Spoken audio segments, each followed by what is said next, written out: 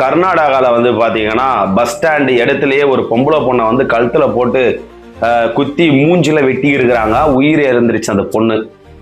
ஜீவன் சொல்லிட்டு 25 வயசு பையன். அந்த பொண்ணை வந்து என்ன சொல்ல வராங்கன்னா, இவன் லவ் பண்ணான், அந்த பொண்ணு லவ் ஏத்துக்கல, அதனால நான் சாவச்சிட்டேன் அப்படின்னு சொல்றாங்க.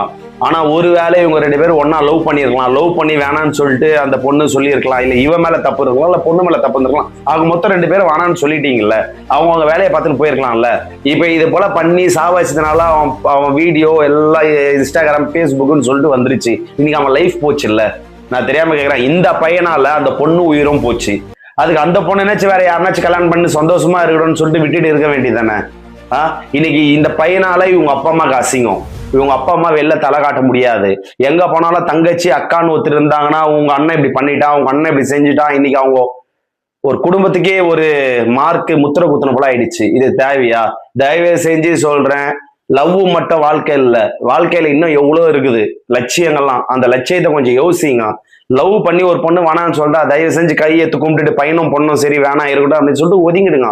இன்னும் வாழ்க்கையில எவ்வளவு இருக்குதுங்க பார்க்க வேண்டியது. அதுக்குள்ள ஏங்க உங்க வாழ்க்கையை முடிச்சுக்கிறீங்க? ஜெயிலு, அந்த பொண்ணு உயிர் போச்சு, எனக்கு உயிர் வராது, 10 மாசம் சுமந்து வளர்த்தா அவங்க அப்பா அம்மா எப்படி யோசிப்பாங்க, கதருவாங்க. நான் தெரியாம கேட்கிறேன், பொம்பளை புள்ளியும் சரி ஆம்பளை புள்ளியும் சரி, கொஞ்சம் சிந்திங்க. லைஃப்ல இது மட்டும் வாழ்க்கை இல்ல, போச்சுன்னா உயிரே போயிட போறது இல்ல. ஓகே, வாழ்க்கையில சம்பாதிக்கணும், யோசிக்கணும், பார்த்து சிந்திச்சு ஒழுங்கா செயல்படுங்க. லைஃபுங்க ஒரு முறை தான் பொறுக்க போறோம், இன்னொரு முறை பொறுப்போமான்னு தெரியாது.